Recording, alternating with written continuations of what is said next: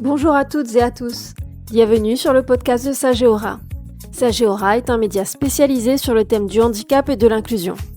Découvrez l'actualité des politiques publiques, les enjeux du système d'accompagnement et les évolutions en matière d'accessibilité universelle. Sur son site, Sageora propose des contenus synthétiques gratuits pour mieux comprendre et accompagner. Vous pourrez retrouver le lien du site dans la description. Alors, aujourd'hui, on a mis la main sur un rapport de l'Inspection générale des affaires sociales, l'IGAS. Oui. Et franchement, c'est une vraie petite bombe. Ah oui, on peut le dire. Il propose de tout réinventer, ou presque, dans l'accompagnement du handicap en France d'ici 2030. L'idée de fond, c'est de passer d'une question qui est un peu angoissante. Très angoissante.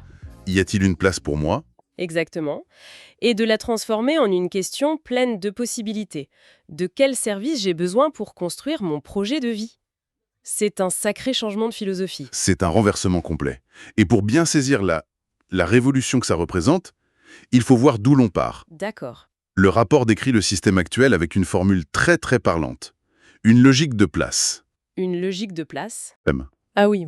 Tenez-vous bien, seuls 3% des établissements pour adultes arrivent à proposer un accompagnement qui soit modulable, c'est-à-dire à la fois chez eux et en structure. 3% seulement ? 3%. C'est vertigineux. On comprend mieux ce sentiment d'être coincé. Alors pour briser ça, j'imagine qu'il faut un principe fort, une nouvelle philosophie ?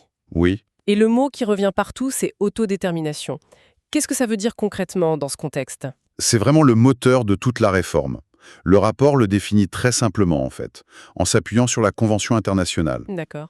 Permettre aux personnes de vivre dans la société avec la même liberté de choix que les autres. Mais ce qui est passionnant, c'est que ce n'est pas vu comme un simple objectif. C'est un levier de transformation. C'est-à-dire ? C'est-à-dire que quand une personne exprime clairement ses attentes, ses envies, eh bien ça oblige les professionnels et les organisations à s'adapter. C'est la demande qui façonne l'offre, et plus l'inverse. C'est une belle idée de passer de la place au projet de vie. Mais comment on s'assure que ça reste pas juste un vœu pieux ? Quel est le mécanisme concret ? Alors là, on entre dans le dur. La recommandation la plus spectaculaire, c'est de fusionner d'ici 2030 toutes les catégories de structures. Toutes ? IME, SSAD, femmes, tout, en une seule catégorie juridique, les structures PSH, pour personnes en situation de handicap. Une seule catégorie ? Attendez, ma première réaction, c'est de me dire, est-ce qu'on ne risque pas de tout niveler par le bas, de perdre les expertises très spécifiques ? C'est la bonne question. Et la réponse du rapport, c'est que l'identité d'une structure, ce ne sera plus sa catégorie administrative. Ah ! Ce sera la palette de compétences et de prestations qu'elle propose. Chaque structure PSH devra offrir une gamme complète.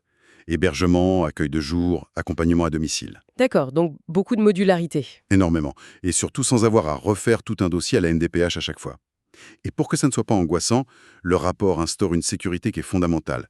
Un double droit à l'essai et au retour. Le droit à l'essai et au retour ? Ça change tout. Oui. Ça veut dire qu'on peut tenter de vivre dans son propre appartement, par exemple, avec la garantie de pouvoir revenir à un accompagnement plus intense si ça ne marche pas.